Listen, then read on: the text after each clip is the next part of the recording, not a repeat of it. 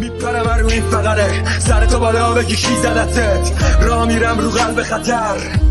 واسه خلق اثر با سر میرم تو جنجال چرکه عقل واسه دلال من جرم جنونم بازی چه سر به قرونم دست بذار رو کل وجودم من خونیاگر سرمه خونم صبح شد و باز کنتوره ها آمپر سوزوند و شل شده پام ریه پر دود شش بره زیر دوش تن و شرشوره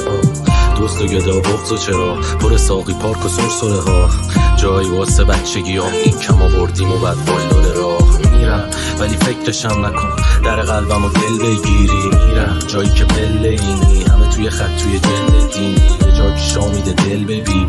میرم ولی یادت بمونه تو هم توی شب چله میری تو هم دوست داری بلده میری آزاد مثل مغز گوزیدت میرم ولی حبسه تو سینت نفس تا برگردم بدون بی من نمیزنه مغز پوسیدت رفتم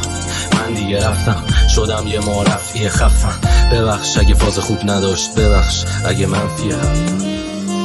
من امشب دلم گرفته است حتی اگه دنیا رو بزنی به اسمم این همه فهمیدم بعد دیدم درگیر قلبای زخمی و سنگیدم قبلا مرگ میترسیدم اما حالا دارم از آدم در میرم همه چی دارم برام عادت میشن الان فقط با پیاده روی راحت میشم همه ما زندانی هستیم و همیشه تو حرفای احساسی غرقیم همیشه میگرفتیم با دلداری گرمی و این حرفا باعث میشد احساسی ترشیم این چیزا به ما باخت میداد فقط و عصبانی میشدیم و داد بیداد همش تو چه دنیایی ساختی باز ازم